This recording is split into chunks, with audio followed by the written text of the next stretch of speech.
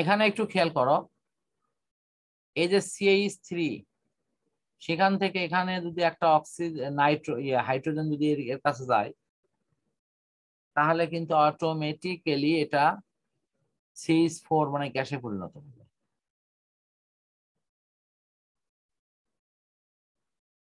তো এখন প্রশ্ন হলো যে এই যে COONA এটা যদি এই NO এর সাথে যুক্ত হয়, তাহলে COO এর জায়গায় তোমার অটোমেটিক্যালি CO3 করতে গেলে একটা অক্সিজেন লাগবে। এই অক্সিজেন এখান থেকে গেছে, গিয়ে দেখো এখানে সোডিয়াম কার্বনেট অনায়াসে তৈরি হয়েছে।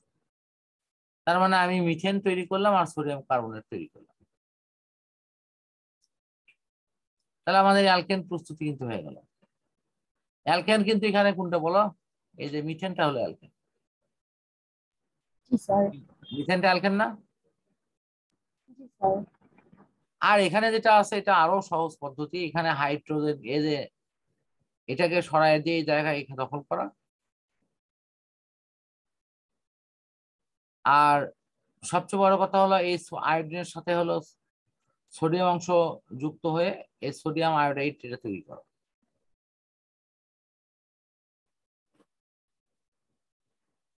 তো আমি এই বিক্রিয়াটা একটু বোর্ডে লিখে দিচ্ছি, তাহলে তোমার জন্য একটু মনে হয় সহজ হবে কাজটা। ডাবল করে লেখা আছে তো, এটা দেখো এইরকম CH3 তারপরে CH2, এটা দুটা করে লেখা আছে কিন্তু, বুঝছো? তা আমি এটা দুটো আলাদা করে লিখেছি। আই প্লাস হলো সোডিয়াম,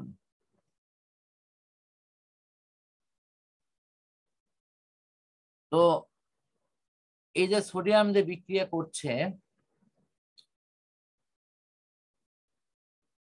তো আমাদের এখানে উৎস বিক্রিয়া, যেহেতু শুষ্ক ইথারের মধ্যে কিন্তু এই বিক্রিয়াটা হবে, সেক্ষেত্রে আমি আবার এটা দিলাম CH3, তারপরে হলো তোমার CH3,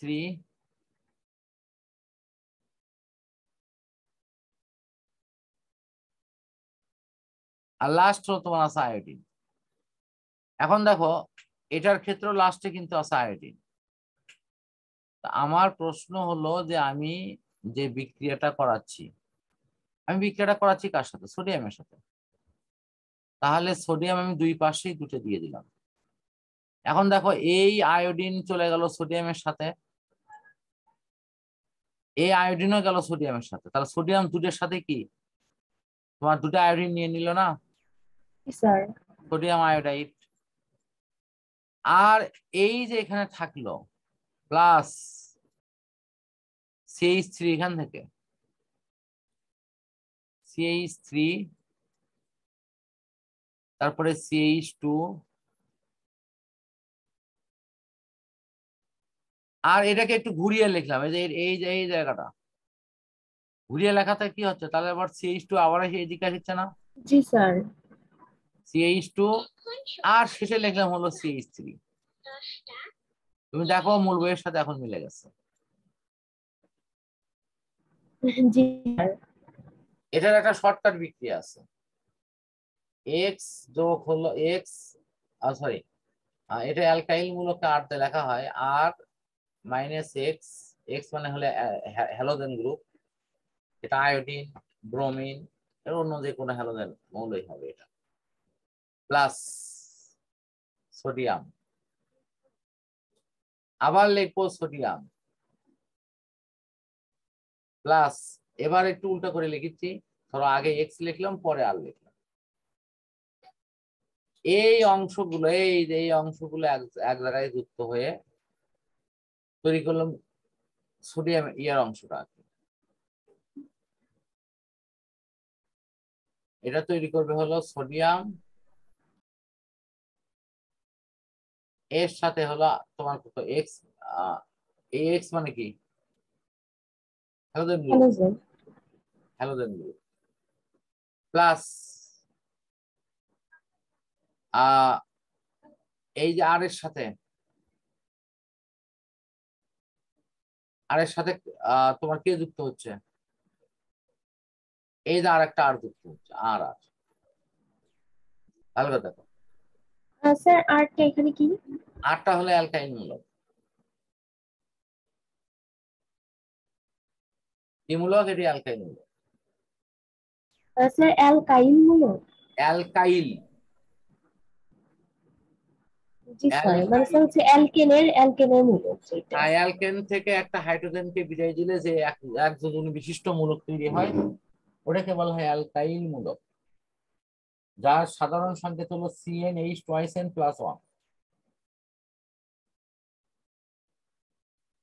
বুঝতে পারছো তো এখন? শোনো, অ্যালকেন, জি স্যার। অ্যালকেন তো চেনো, মিথেন, ইথেন, প্রোপেন, এগুলো অ্যালকেন না? সেই অ্যালকেনের শেষের থেকে একটা হাইড্রোজেনকে বিদায় করে দাও, বিদায় করে দিলেই যে যৌগটা তৈরি হবে সেটাই হলো তোমার। ক্লিয়ার? জি স্যার। আচ্ছা, এই অ্যালকাইল মূলকটা আর যেহেতু লেখা হয়, এখানেও তো আমি এই যে দেখো, খুব ভালো করে খেয়াল করো, এখানেও তো আমি মূলত এই যে এটা হলো একটা আর, আর এই অংশ হলো একটা আর, খালি এটাকে একটু ঘুরিয়ে লিখছি, আর আর ইন্টু আর। আশা করি মূল বিষয়টি ক্লিয়ার। স্যার